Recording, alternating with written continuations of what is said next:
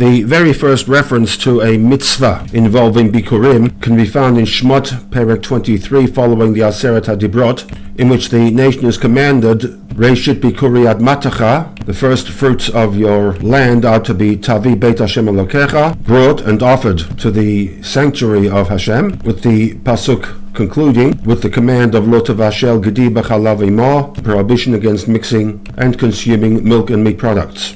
40 years later, Moshe Rabbeinu, in his final set of commandments, amplifies and qualifies the mitzvah of Bikurim, linking it to Eretz Yisrael. Ki tavei el haaretz, Hashem Elokecha noten lecha nachala, that this mitzvah becomes active upon the arrival into Eretz Canaan. And furthermore, v'yirishta v'yashavta ba, you take possession of the land and settle in on a permanent basis.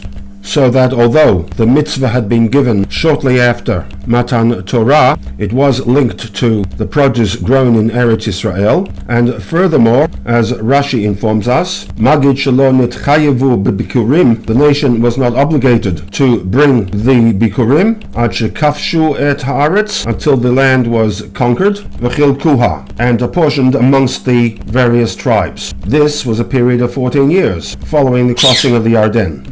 There is, however, one further restriction with respect to mitzvat bikurim, and that is that the bikurim must come from the produce of land owned by the individual bringing the bikurim. One cannot buy somebody else's bikurim.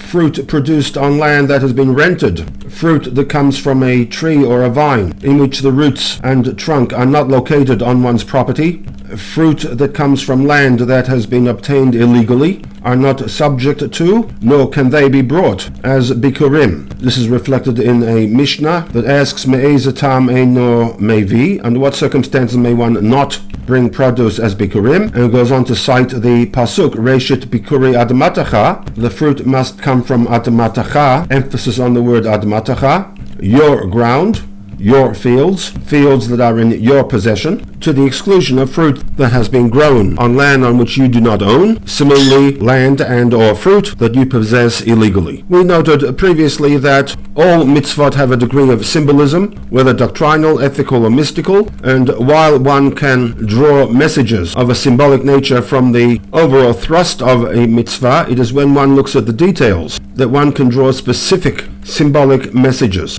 The Rebbe in the SICHAH argues that we can approach the symbolism of MITZVAT BIKURIM at one level, acknowledgement for the fulfillment of a promise made to Avraham that his descendants would inherit an Eretz Zavad Chalav Udvash. The acknowledgement of the fulfillment of this promise is expressed through the offering of Bikurim, but there's also a secondary aspect to this mitzvah that is linked to the individual. Whereas the first aspect is more of a national outcome, the second carries with it an acknowledgement for the stability and the permanence that one has now attained.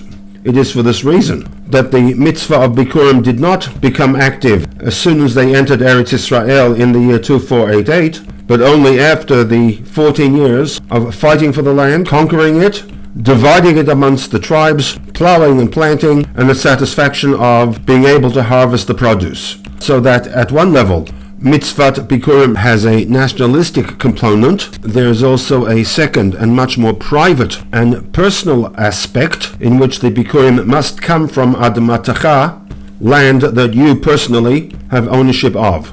And the bringing of the Bikurim is an expression of personal thanks for attaining a degree of stability and permanence in one's land.